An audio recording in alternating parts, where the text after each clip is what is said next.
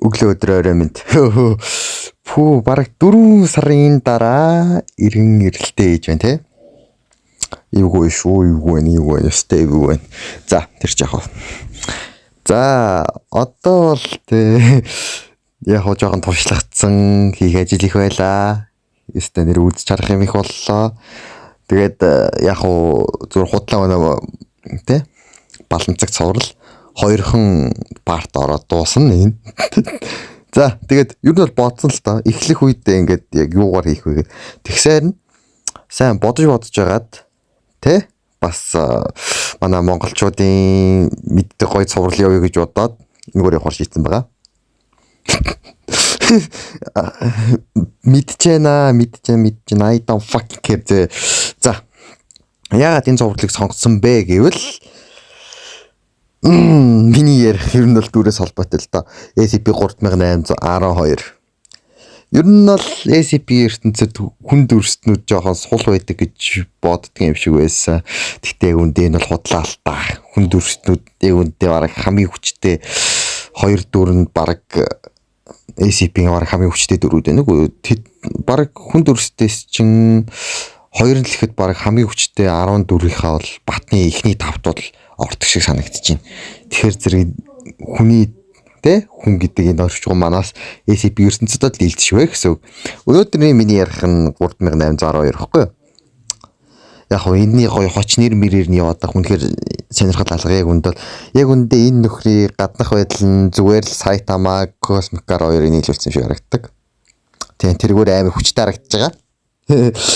Гаро Вампач минь хоёрыг нийлмэл. За тэгээ энэ дүрийнхаа талаар эхлээд нэг юм ярьж өгөөс өмнө бидний мэдх Эвклид, Кетер, Сейф, Мефенкл бол одоо миний ярих юм дээр бол энэ нөхөрт бол жуултна. Энэ англи бол энэ нөхрийн хажууд бол үнэхээр жуулцаа. Зүгээр тэр SCP-ийн нэг хоригддаг те зүгээр нэг SCP Foundation баригдаа хоригдчихдаг суугны өснүүдээс те шал өөр төвшин бохгүй.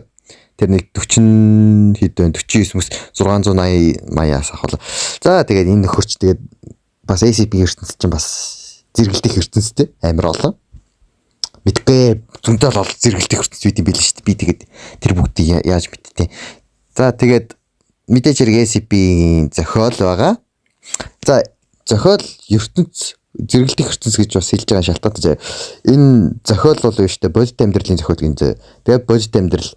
За энийг хэлсэн шалтгаантай шүү за. Энийг хэлсэн шалтгаантай. Энгийн дөрүүд SCP-ийн бодит амьдрал дээрх зохиол. Тэгээд юу гэлээ би чинь зэрэгэлдэх ертөнцүүд гэсэн шүү дээ. За, ийм ярьсан шалтгаантай заяа. Өгүүлэмж гэдэг зүйлийг би одоо та нарт тайлбарлаж өгөх шаардлага гараад байгаа юм. Новш. За, өгүүлэмж эхний ээлжинд бодит амьдрал дээрх зохиол.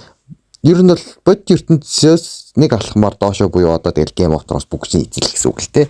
Тэр нөгөө бодит ертөнцийн зохиол буюу яг левелчлүүл нэг дээрээс хоёрт. Нэг үгээр энэ дээр байгаа нөхдүүд ер нь бол SCP-ийн баг нөгөө нэг амар аюултай бурхтна байхгүй одоо жишээлбэл тэгэл зургийн дээр харагдаж байгаа нэг дүр төрөл төвшний нөхдүүд бас жоохон тий нөгөө нэг энгийн нөгөө нэг арай дэше өндөр төвш мэдгүй. Ямар ч тач одоо энэ зохиол гэдэг зүйл болохоор нэг үгээр баг энэ ертөнц дээр хамгийн хүчтэй SCP-нүүдийг ангилсан. За тэгээ мультиверс олон тэгэл тэр зохиол дээр нь байх олон ертөнцүүд л гэсэн үг л дээ. Fuck off гэж зүгээр тэгэл зэрэглэх ертөнцүүд тэр ертөнцүүдийг устгах чадах хүчтэй оршуу гэж ойлгож. За тэгээ дараа нь дүр мэдээж хэрэг 96 600 хэдүүлээ марчиж тэгээ 72 үлээ 76 тэгээ 49 энэ мэтийн дөрүүд чинь одоо дөрөх ангилалд ороод байгаа хог. Нэг өөр эдгээр хамгийн яраалт байдаг гэсэн үг дөрөвдүгээр төвшний сугны өснүүд. За тэгээд ер нь бол та нарт нэг жоохон ойлгомжтой болсон байх. Гэхдээ яг жоохон толгой эргүүлэх маягийн юм ярьчлаа. Эхнийх нь буюу пирамидын хамгийн дээр тэ мэдээж хэрэг бодит ертөнцийн доор бодит ертөнц дээрх юм гэж явчихсан. За тэгээд одоогийн миний ярих энэ 3812-ийн түүх бол маш амархан товчлоод ярихад бүр үнэхээр ойлгомжтой. Мэдээж хэрэг зохиол SCP маань. Тэгэхээр энэ нөхөр маань анхандаа дүр төвшний хамгийн ёроолын тийм суух дүрээссэн бүр ингээд туслах дүр байсан байхгүй энэ чинь баг туслах гэжтэй баг анын дүр хийж мэдэхгүй тийм нөхөр байжгаад өөрийгөө зохиол дотор байгаа зүгээр нэг дүр гэдгийг мэдснээс хойш бацаалтгүй хүчцээр байгаад одоо энэ тэ Энэ аимшигтэй хүчтэй оршуу болоо хувирсан байгаа. Энэ нөхөр маань хэр хүчтэй вэ гэж хэлвэл заавар 3 Scarlet King нийлж орог гусгаар хэмжээний балер хүчтэй. Бод ертөнц болоод бод ертөнц дээрх ном гих тэ энэ хоёрын яг завсар байдаг нөхөр байгаа. Нэг өөр бодит ертөнц рүү халдах зорилготой тийм л нөхөргөө ойлгох юм бол болно. Нэлээд эвгүй хүчтэй. Бодит байдлыг гажууд болон цаг хугацаагаар ухрын ертөнцүүд дээр хэрэн хийсэн ертөнцүүдийг устгах хурууга дуурах төдийд бүхэл бүтэн нэг универсийг устгах чадна. За бараг л Гарогийн хал зөвлөмөр. Гэхдээ бас шийдэх хүчтэй. Мэдхгүй. Ямар Гарогийн би ямар тийм амар Гарогийн хүчээс уулсан биш. Ямар ч тач мань хүн бол миний дүнсийг ярьсан чсэн те. Бодит ертөнц тэр бодит ертөнц дээрх зохиолох яг зааглах шум дээр байгаа. Мэдээч хэрэг мэдэх Scarlet King-ээс бол хавь илүү хүчтэй. Scarlet King энэ нөхрөөс ер нь бол жоохон холгон байхыг боддог. Яагаад гэж мэдээж хэрэг энэ нөхөртөө тулах байхгүй байхгүй. Ер нь бол энэ нөхөр SCP ертөнцийн хамгийн хүчтэйгээс дорож 5-10-аас бол буухгүй. Scarlet King бол 10 луга чүэ орж магадгүй.